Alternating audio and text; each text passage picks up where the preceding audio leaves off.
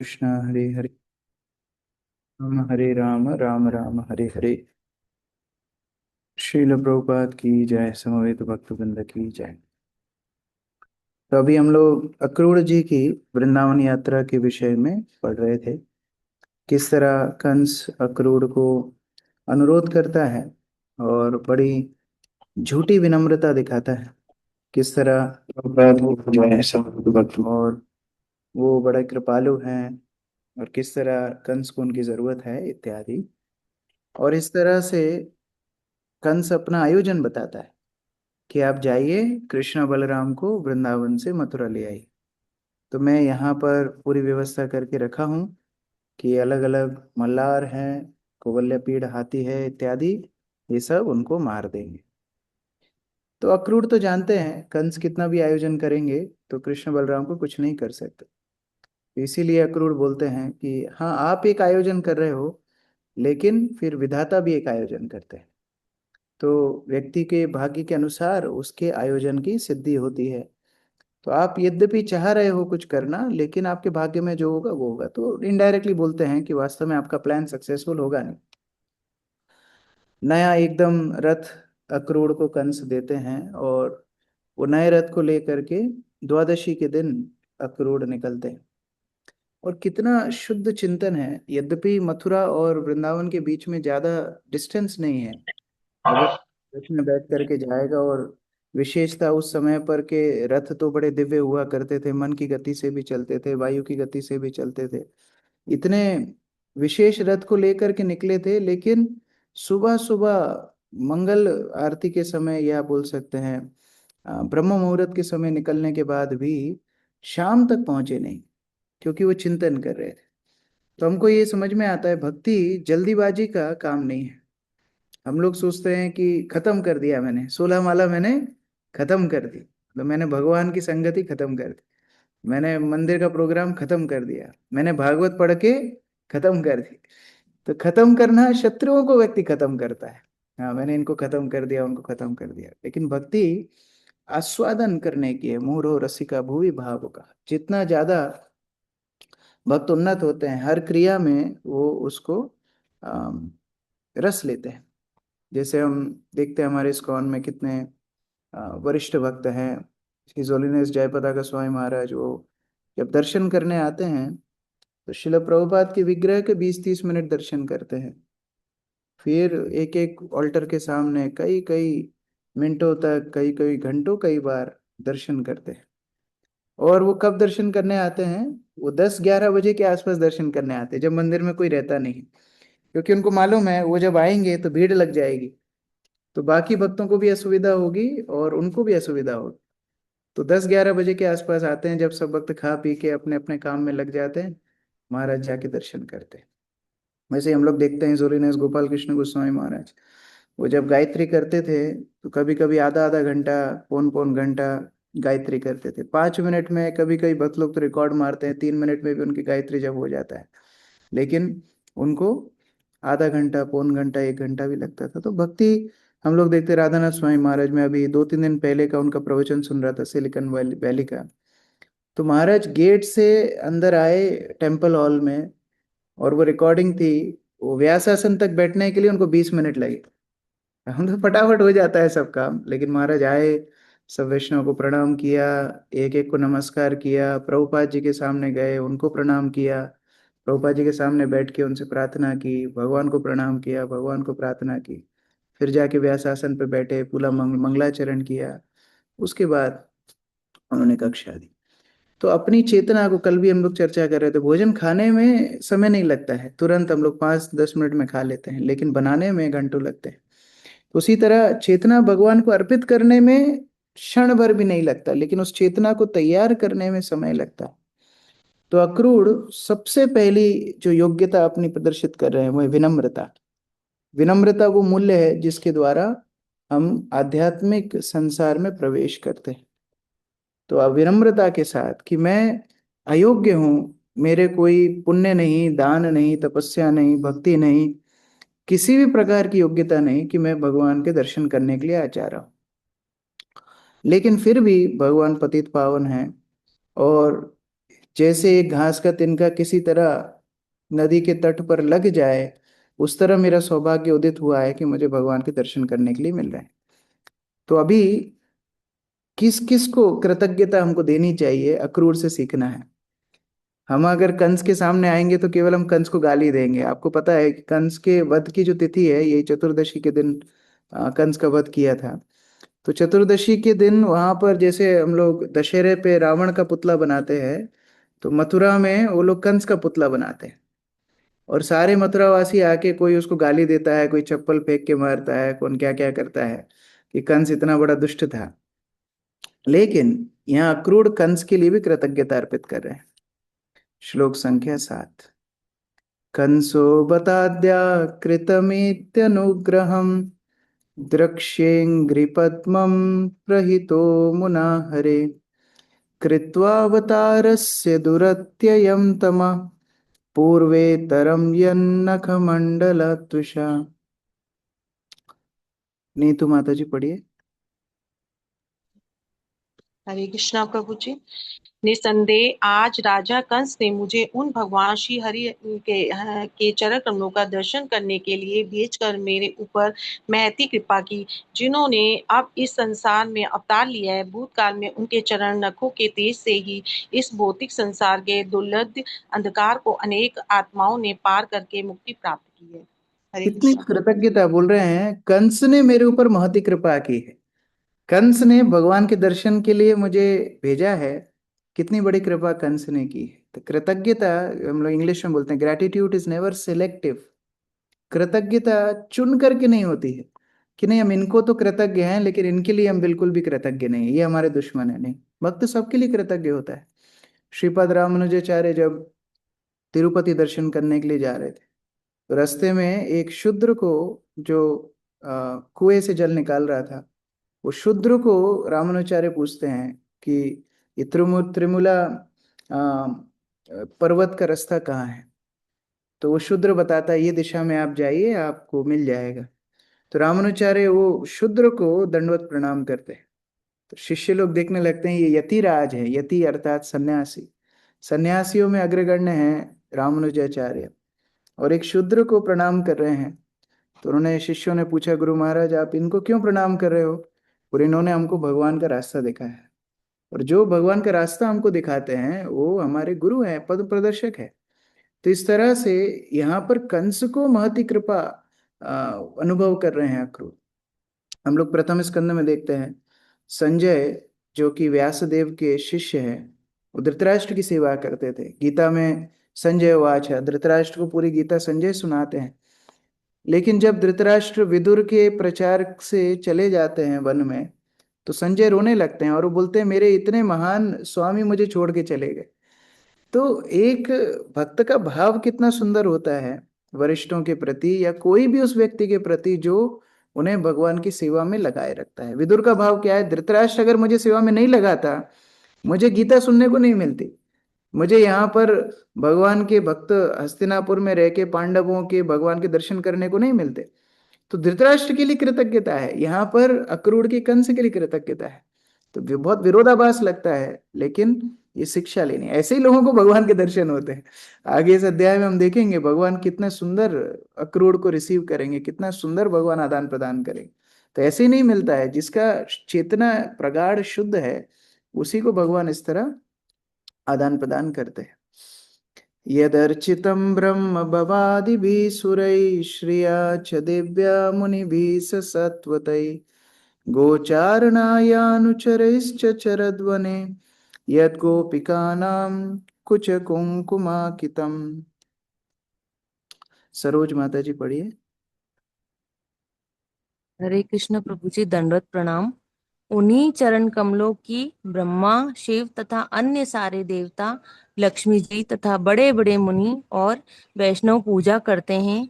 उन्हीं चरण कमलों से भगवान अपने संगियों सहित गोवे चराते समय जंगल में विचरण करते हैं, और वे ही चरण गोपियों के स्तनों तक लगे कुमकुम से सने रहते हैं। हरे कौन से कृष्ण। चरण, उन्हीं चरण, कौन से चरण, पिछले श्लोक में बताया कि भगवान के चरणों के नखों से, नाखूनों से जो तेज निकलता है, वो तेज इतना प्रभावशाली है। भगवान का मुख छोड़ दो, भगवान का श्रीअंग छोड़ दीजिए, अभी भगवान के कर हस्तों का भी वर्णन आएगा, लेकिन यहाँ पर भगवान के चरणों के नखों से जो तेज निकलता है, भौतिक संसार से पार व्यक्ति को करा देता है, सारी अविद्या नाश कर देता है।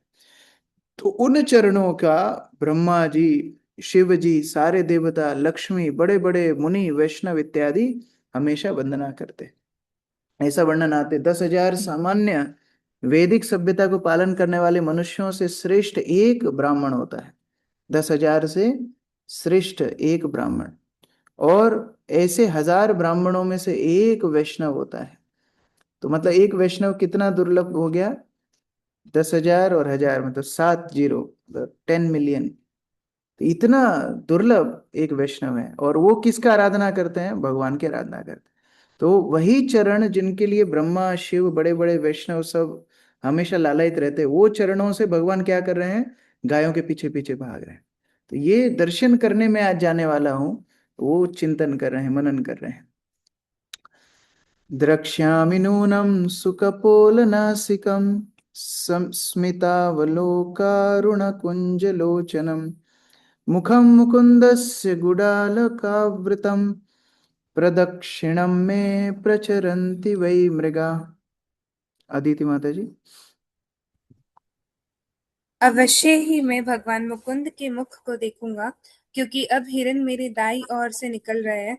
वह मुख घुंघराले बालों से घिरा है, और उनके आकर्षक गालों तथा नाक उनकी मंद हास्य युक्त चितवन तथा लाल कमल जैसी आंखों से शोभायमान है। तो अभी तक तो अक्रूर ने देखा ही नहीं, फिर इतना सुंदर वर्णन कैसे कर रहे हैं। श्रवण करते थे, भगवान के विषय में श्रवण करते थे। जो कोई वृंदावन से मथुरा आते थे, भगवान के विषय में छुप छुप के चर्चा होती थी, कंस के सामने तो खुले में नहीं होती थी, छुप छुप के चर्चा होती थी। वो कितने सुंदर हैं, उनके घुंघराले बाल उनके चेहरे पे आते हैं, उनके कितने आकर्षक एक एक अंग हैं, कितना सुंदर वो स्मित हास्य रखते हैं। ये सारी चीजों का श्रवण करके उनके प्रति अनुरक्ति, आसक्ति हो गई। कई बार भक्त लोग पूछते हैं कि अरे ये तो भगवान के परिकर थे, लेकिन इन्होंने कैसे आसक्ति, तो भगवान को देखे ही नहीं अभी तक अक्रूर, लेकिन श्रवण से आसक्ति। हम लोग रुक्मणी देखते हैं, श्रवण से आसक्ति, तो श्रवण के माध्यम से भगवान से आसक्त हो गए। और वो बोल रहे हैं कि मैं उन्हीं मुकुंद को, मुकुंद अर्थात मुक्ति प्रदान करने वाले भगवान श्री कृष्ण का दर्शन आज करने वाला हूं। और उसमें भी अपनी योग्यता नहीं बोल रहे हैं, क्या बोल रहे हैं, भाग्य मेरे, विधाता मेरे प्रति अनुकूल है। क्यों, हिरण मेरी दाईं ओर से निकल रहे हैं। अभी हिरण का निकलना ठीक है, कर्मकांडी लोग मानते हैं कि ये शुभ है, ये शगुन है, आप शगुन है। मैं क्लास में बता भी रहा था, एक बिल्ली मेरी दोस्त बन गई अभी। रोज जाता हूँ मंदिर, वो रोज मेरा रास्ता काटती है। तो मैं सोचता हूँ क्या है ये, शुभ है अशुभ है, सभी शुभ है, भक्त के लिए सब शुभ है। लेकिन अक्रूर सोच रहे हैं मेरी योग्यता नहीं है, विधाता मेरे ऊपर अनुकूल है, भगवान मेरे ऊपर अनुकूल है, मेरा भाग्य आज अद्भुत हो रहा है कि मैं भगवान के दर्शन करने जाऊंगा, जो दर्शन अति सुंदर है, मनोरम है, सबसे ज्यादा आकर्षक है। कृष्ण अर्थात सर्वाकर्षक। अप्यद्य विष्णु मनुजत्वमीयुषो भारावताराय भुवो निजीक्षया लावण्यधाम्नो भवितोपलब्धनम् मह्यम नयना स्यात् फलमंजसादृशा। पीताम्बरी माता जी।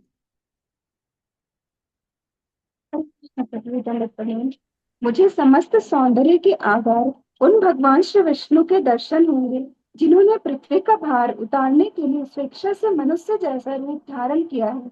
इस प्रकार इसमें कोई संदेह नहीं है कि मेरी आंखों को उनके अस्तित्व का फल प्राप्त हो जाएगा। इस तरह हम लोग भी जब मंदिर आते हैं ना, हमको चिंतन करना चाहिए, मैं किन के दर्शन करने जा रहा हूँ। पूर्ण पुरुषोत्तम भगवान है, सारे अवतारों के स्रोत हैं। यद्यपि अपनी बांसुरी बजा रहे हैं, इनकी बांसुरी की ध्वनि से ओमकार निकलता है, वैदिक सारे मंत्र निकलते हैं, ब्रह्मा शिव इनकी उपासना करते हैं। यही वो भगवान है जो गीता में बोलते हैं, सर्वस्व मुझ पर अर्पित कर दो, मैं तुम्हारा ध्यान रखूंगा। इस तरह चिंतन करके मंदिर जाना चाहिए। हम लोग जब ऑल्टर के सामने खड़े होते हैं, पर्दा लगा होता है, हम लोग वेट करते हैं अभी पर्दा खुलेगा, कम से कम अपनी चेतना को तैयार रखना चाहिए कि हाँ भगवान का दर्शन मैं करने वाला हूँ। तो अक्रूर इस तरह चिंतन कर रहे हैं कि वास्तव में मेरी आंखों की सफलता होगी, मैं भगवान के उन रूप का दर्शन करूंगा जो कि पूर्ण पुरुषोत्तम रूप है, जो दो ही भुज रूप है। गीता में हम देखते हैं अर्जुन भगवान को बोलते हैं सौम्य वपु दिखाइए, जो सौम्य वपु में आप भक्तों के साथ आदान प्रदान करते हैं।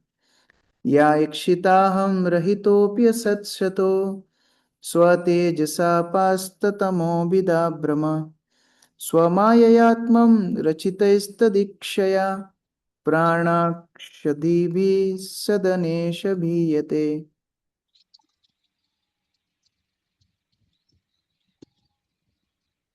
कैलाश प्रभु पढ़िए।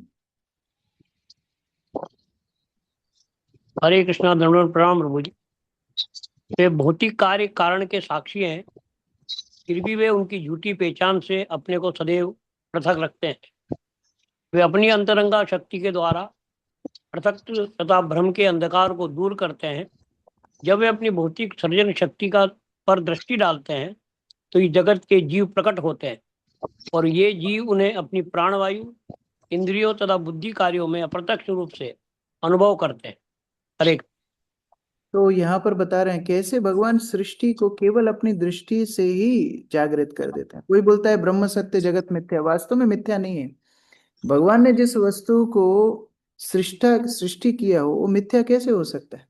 भगवान कारण है। कोई बहुत मेहनत करके कोई रसोई करे, कोई बहुत सुंदर पकवान बनाए और आप जाके बोलो नहीं ये मिथ्या है, बेकार है सब, कैसा लगेगा आपको? भगवान सृष्टि बनाए है, मिथ्या नहीं है। जैसी होनी चाहिए थी वैसी ही सृष्टि बनाई है।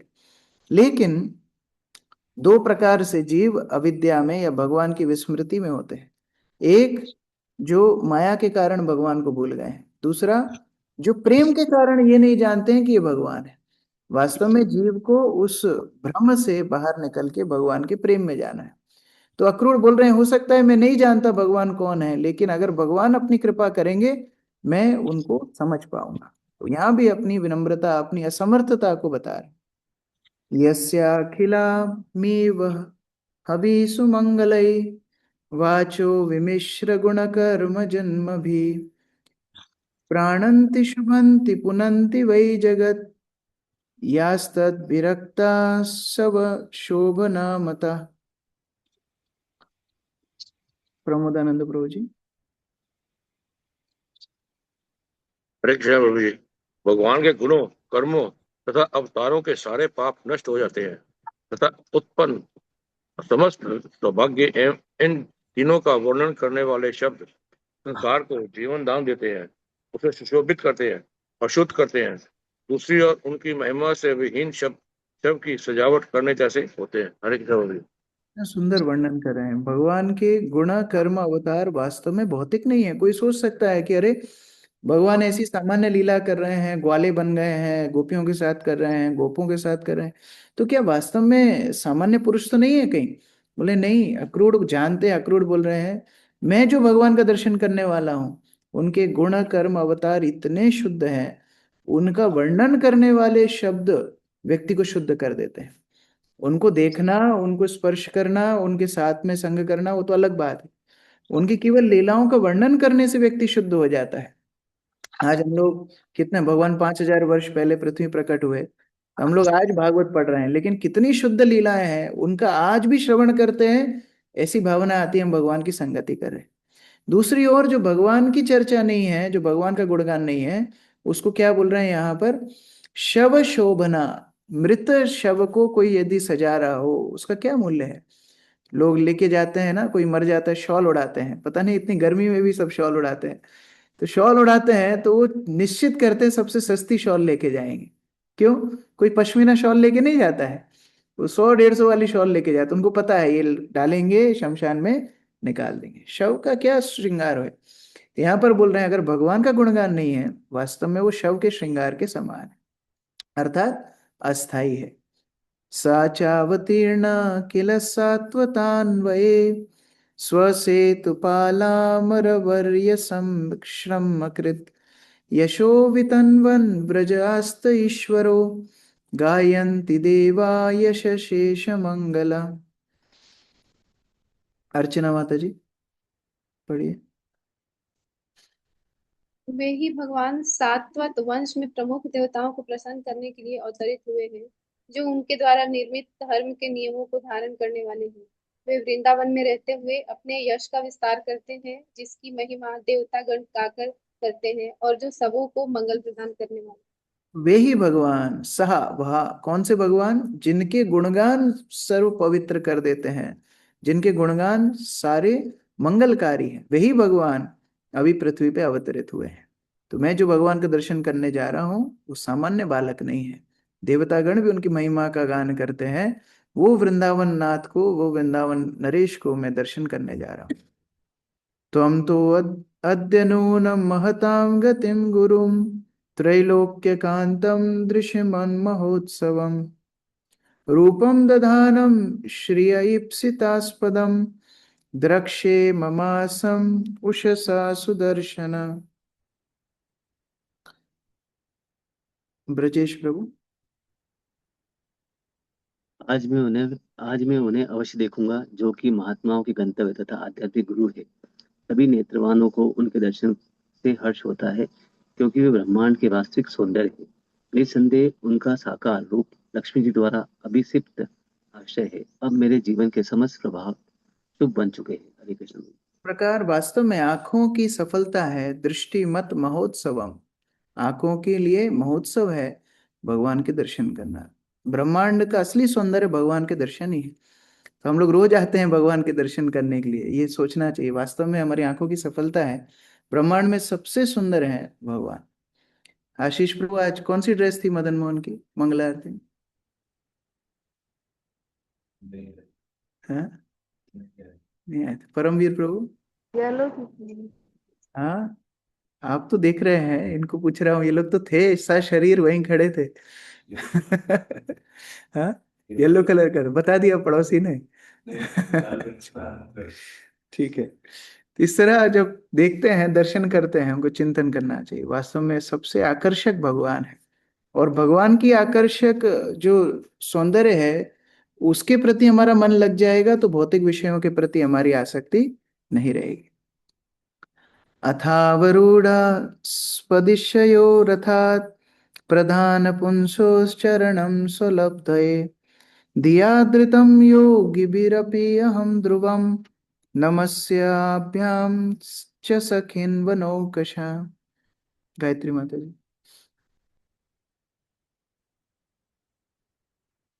हरे कृष्ण।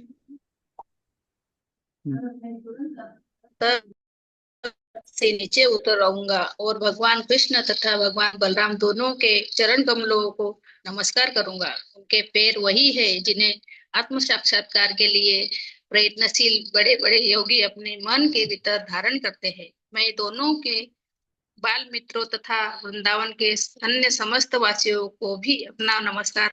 अभी चिंतन कर रहे हैं जाके मैं करूंगा क्या। तो भगवान के दर्शन तो नेत्रों के उत्सव हैं, भगवान के दर्शन तो सर्व आकर्षक हैं। तो जैसे ही देखूंगा वैसे ही रथ से नीचे कूद जाऊंगा और कृष्ण बलराम दोनों को नमस्कार करूंगा। जो उनके चरण चिन्हों को देखूंगा, वो चरण चिन्ह वही हैं जो बड़े बड़े योगी अपने हृदय में धारण करते हैं।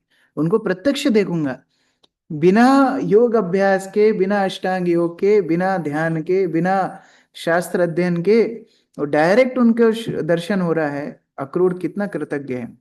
और ऐसा नहीं केवल भगवान को, जितने उनके सखागण हैं जो रोज उनके चरणों के दर्शन करते हैं, जो रोज उनके स्पर्श करते हैं, जो रोज उनके साथ लीला करते हैं, उनको नमस्कार करूंगा। तो अभी चिंतन कर रहे हैं जाके मैं करूंगा क्या। अप्यंग्रिमूले पतितस्य मे विभु शिरस्याध्यास निज हस्त पंकजम दत्ताभयं कालभुजंगरंहसा प्रोद्वेजितानां शरणैषिणां नृणाम्। प्रसिद्ध चैतन्य प्रभु। और जब मैं उनके चरणों पर गिर पड़ूंगा तो सर्वशक्तिमान प्रभु मेरे सिर पर अपना कर कमल रख देंगे। जो लोग काल रूपी शक्तिशाली सर्प से अत्यंत विचलित होकर उनकी शरण में जाते हैं, यह हाथ उनके सारे भय को दूर कर देता है। मां शुचा, डरो मत, भगवान का वरदान है। वरदराज मंदिर में संभवतः जाएंगे, तिरुपति के साथ कांचीपुरम तो है। भगवान की इच्छा रही तो दर्शन करेंगे। वरदराज, वरदराज अर्थात वरदान देने वालों में सर्वश्रेष्ठ भगवान है। और उनके हाथ पे लिखा है मां शुचा। मां शुचा मतलब डरो मत। जब उनके हाथ का स्पर्श किसी को मिलता है वो अभय प्राप्त कर लेता है। भौतिक संसार उसको स्पर्श नहीं कर पाता। तो अक्रूर बोल रहे हैं मैं जाऊंगा, प्रणाम करूंगा, वो अपना हाथ मेरे सिर पे रख देंगे, बस मेरा जीवन सफल हो जाए। तो इस प्रकार वो भगवान के चरणों का गुणगान किए, अभी उनके हाथ का गुणगान कर रहे हैं, उनके कर कमलों का गुणगान कर रहे हैं। संहरणं यत्र निधाय कौशिकस्तथा बलिश्चापजगत्त्रयेन्द्रताम् यद्वा विहारे व्रजयोषितं श्रमं स्पर्शेन सौगन्धिकगन्ध्यपानुदत्। आनंदमयी गोपिका माता जी पढ़िए। हरे कृष्ण प्रभु जी, दंडवत प्रणाम। उस कमल सदैव हाथ से दान देकर पुरंदर तथा बोली ने स्वर्गों के राजा इंद्र के पद को प्राप्त किया और राजनीतियों की आनंद लीलाओं के समय जब भगवान ने गोपियों के पसीने को पोंछकर उनकी थकान दूर की तो उनके मुख स्पर्शों से उस हाथ को मधुर फूल की तरह सुगंधित बना दिया।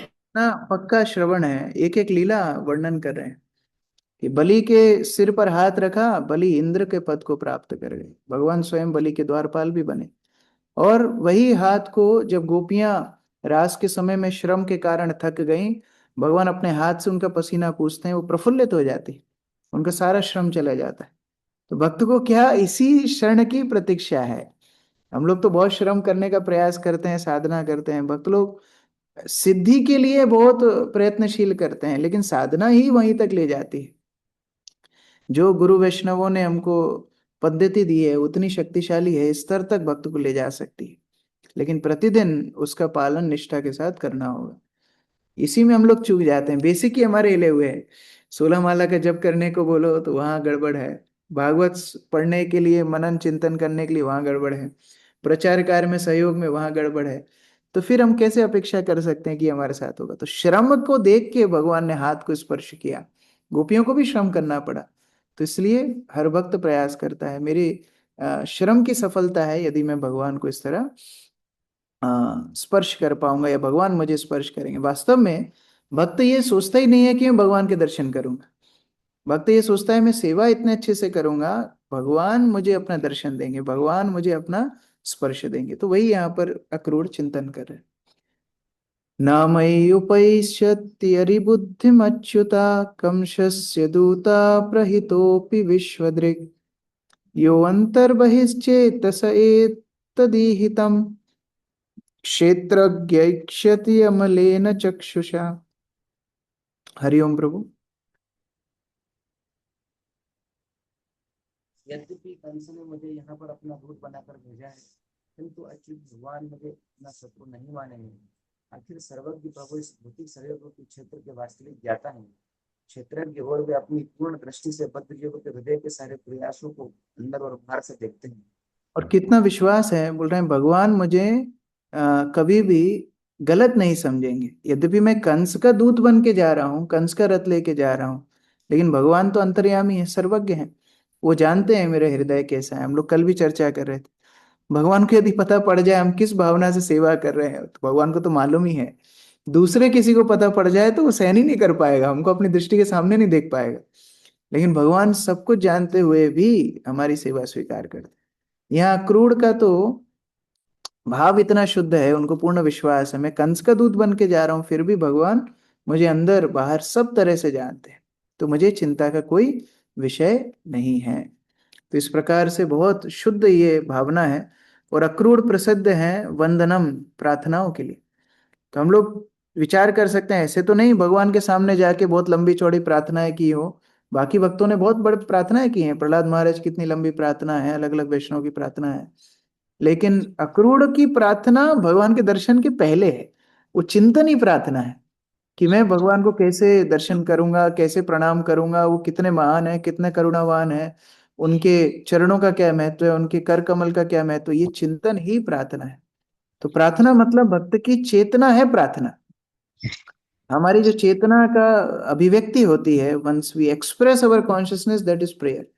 जिस तरह से अक्रूर अपनी चेतना की अभिव्यक्ति कर रहे हैं, और कितने हम लोग धन्य हैं सुखदेव गोस्वामी को, क्योंकि सुखदेव गोस्वामी को सुत गोस्वामी वर्णन करते हैं कि जैसे परमात्मा हृदय में निवास करते हैं, ऐसे शुद्ध वैष्णव सुखदेव गोस्वामी सबके हृदय में बैठे परमात्मा के समान है। इसलिए तो अक्रूर की बात समझ पाए, नहीं तो ये हम तक पहुंचती नहीं। वो तो अक्रूर सोच रहे थे अकेले, कोई थोड़ी उनकी रिकॉर्डिंग कर रहा था वहां। लेकिन सुखदेव गोस्वामी हैं, व्यासदेव हैं, ये लोग भगवान की कृपा से त्रिकालज्ञ है, वो अक्रूर के हृदय का भाव भी हमारे सामने प्रकट कर दिए हमारी भलाई के लिए। तो इस तरह से बहुत सुंदर है, और भी आगे बहुत सुंदर अक्रूर के भाव हैं, और फिर भगवान के पास वो कैसे जाएंगे, भगवान उनका स्वागत करेंगे, लोग कल पाठ करेंगे। किसी का कोई प्रश्न है? राज प्रभु। हरे कृष्णा प्रभु जी, दंडवत प्रणाम। प्रभु जी, कल मेरी गुड़िया से एक महिला ने पूछा कि श्रील प्रभुपाद की ही किताबें क्यों पढ़ना, क्योंकि कई लोग कृष्ण भगवान के भक्त हुए, जैसे मीरा हुए और दूसरे हुए, तो वो उत्तर दे नहीं पाए प्रभु जी। तो क्या मतलब इसके उस संदर्भ में उत्तर दे सकते हैं प्रभु जी? उसको मैं क्या बता सकता हूँ? मीरा के जैसा आपका भाव हो, घर बार छोड़ के वृंदावन चले जाओ तो कोई समस्या नहीं है। लेकिन समस्या है कि हमारा मन हमारे साथ जाएगा, दुष्ट हमारा मन है। मीराबाई का उदाहरण तो लोग दे देते हैं, मीराबाई जैसी आसक्ति कहाँ है। पति मर गया, विष दिया, सब कुछ दिया, थोड़ा सा हम भी 2 ग्राम विष खा के देख सकते हैं मीरा के जैसे हम लोग हैं कि नहीं। परीक्षा की तो संभावना है। तो सिद्ध लोगों का अनुकरण नहीं करना चाहिए। प्रभुपाद की पुस्तकों का क्या रस है वो पढ़ के ही समझ में आएगा, जो पढ़ेगा उसको ही समझ में आएगा। डुप्लीकेट बहुत सामान उपलब्ध है ना। जैसे कौन बता रहा था आयुर्वेदिक दवाई के बारे में, बोले आयुर्वेदिक दवाई आजकल लोग लेते हैं, काम नहीं करती, क्योंकि औषधि होने के लिए तो तत्व भी प्रमाणित होना चाहिए। जैसे कोई डॉक्टर ने बोला आप केला खाओ, केला खाने से आपकी पेट की समस्या दूर हो जाएगी, मान लो इस तरह किसी ने बोला। अभी पका हुआ केला मिलता कहाँ है, वो तो कच्चा तोड़ देते हैं, फिर वो बॉक्स में रख देते हैं, उसमें कुछ केमिकल डाल के उसको येलो कर देते हैं। तो वास्तव में तो केला है ही नहीं, वो क्या है, वो उस वैज्ञानिक को ही पता है उसने क्या बनाया है उसको। तो खाने से विपरीत फल हो गया। तो देखने में तो लग रहा है कितनी सारी पुस्तकें हैं, कितने बड़े बड़े दार्शनिक हैं, लेकिन प्रभाव क्या हो रहा है, एक भक्त नहीं बना पाए। इतनी बड़ी बड़ी गीता लिखने के बाद, भागवत की टिप्पणियां लिखने के बाद, इतनी करोड़ों प्रतियां बेचने के बाद भी लोग ओम जय जगदीश हरे ही गा रहे हैं, और वो बोल रहे हैं सुख संपत्ति घर आवे कष्ट मिटे तन का। तो प्रभुपाद जी गीता लिखे, करोड़ों लोगों ने निष्काम भक्ति करना शुरू कर दी। तो फलेन परिचायते, हम लोग जब तक उसको आश्रय नहीं लेंगे हमको कैसे समझ में आएगा। प्रसिद्ध चैतन्य प्रभु। तो हरे कृष्णा, धन्यवाद प्रणाम प्रभु जी। जैसे यहाँ अक्रूर जी है, वो मानसिक चिंतन कर रहे हैं भगवान का पहले, और उसके बाद में वो अभी पहुंचे नहीं है, पर वो मानसिक चिंतन कर रहे हैं। तो हम जैसे मानसिक चिंतन, जो आप कई बार बोलते हैं कि हमको डिटेलिंग में जाना चाहिए भगवान, जैसे आज भगवान आपने प्रश्न किया आशीष प्रभु से कि आज कौन सी ड्रेस पहने हुए हैं, तो डिटेलिंग में कि भगवान ने क्या पहना है, उन्होंने गले में कौन सा हार पहना है, तो या नहीं, वृंदावन। वो चिंतन दृष्टि से नहीं, वो चिंतन श्रवण से होना चाहिए। श्रवण सुन। श्रवणम कीर्तनम विष्णु स्मरणम। श्रवण, दर्शन नहीं बोला है, श्रवणम। श्रवण होगा, कीर्तन होगा, उस श्रवण कीर्तन का स्मरण वो ज्यादा महत्वपूर्ण है। तो यहाँ पर अक्रूर ने जो श्रवण, अभी तो भगवान को देखा ही नहीं उन्होंने, लेकिन जो सुना है वो एक एक बात को स्मरण कर रहे हैं। तो भक्त के लिए जो स्मरण का तत्व होना चाहिए, जो विषय होना चाहिए, वो होना चाहिए जो उसने श्रवण किया है।